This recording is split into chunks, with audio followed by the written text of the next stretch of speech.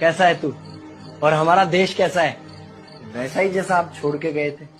यानी कि हम अभी भी अंग्रेजों के गुलाम हैं? नहीं, अंग्रेजों से तो हमें 1947 में ही आजादी मिल गई थी। अच्छा, तो अब तो हमारे अपने लोग देश चलाते होंगे ना?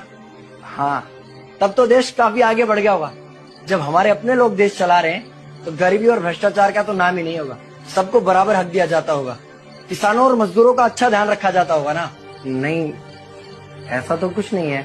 तो कैसा है बताना मुझे। कैसे हमारे अपने नेता, हमारे आजाद भारत के नेता, 100 साल हो गए मुझे गए हुए, बताना। हमारे अपने नेता वो तो अपनी जेबें भरने में लगे हुए हैं।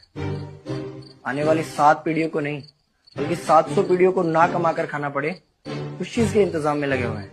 तो तुम लोग क्या कर रहे हो और हमारे देश का युवा क्या कर रहा है? हम लोग तो इंस्टाग्राम पर रील्स देखने में बिजी हैं।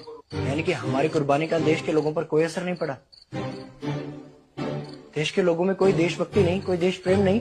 नहीं, ऐसा नहीं है। आपके लिए और देश के लिए बहुत प्रेम है भारत के लोगों के दिलों में। हर 15 अगस्त और 26 जनवरी को तिरंगा फहराते हैं, पूरे जोश के साथ भारत माता की जय बोलते हैं और आपकी डीपी भी लगाते हैं। और भारत और पाकिस्तान के क्रिकेट मैच के दौरान तो हमारी देशभक्ति पीक पर होती है। तुम इसे देशभक्ति समझते हो? तो फिर क्या है देशभक्ति? अगर तुम्हारी देशभक्ति समाज को सुधारने में, गरीबों को अच्छी शिक्षा या बराबर का हक नहीं दिलाती तो कोई काम की नहीं है तुम्हारी देशभक्ति। भ्रष्ट नेताओं और सरकार के खिलाफ आवाज उठाओ, लोगों को एकजुट करो। लेकिन अगर हमने सरकार के खिलाफ आवाज उठाई या नेताओं से सवाल पूछे तो हमें एंटी नेशनलिस्ट कहा जाएगा या हमें गद्दार करार दे दिया जाएगा। तो डरता है? 23 साल का था मैं जब अंग्रेजों ने मुझे फांसी पर चढ़ा दिया।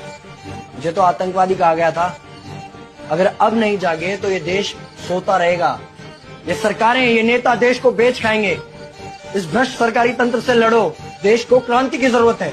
क्रांति यानी कि हमें हथियार उठाने होंगे, बंदूकें उठानी होंगी जैसे आपने उठाई थी। नहीं, हमारी क्रांति विचारों की थी। जब अंग्रेजी हुकूमत ने हमारी आवाज नहीं सुनी तो हमने और जोर से आवाज लगाई और अपने विचार रखे।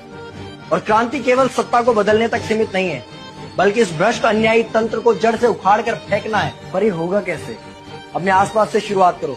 जो भी तुम्हें भ्रष्ट नजर आए उसके खिलाफ आवाज उठाओ, एक्शन लो। तुम्हारे टैक्स का पैसा नेताओं की जेब में जा रहा है, हिसाब मांगो। अपने वोट का सही इस्तेमाल करो, लोगों को जागरूक करो और इस देश को आजाद करवाओ। इंकलाब जिंदाबाद, इंकलाब जिंदाबाद।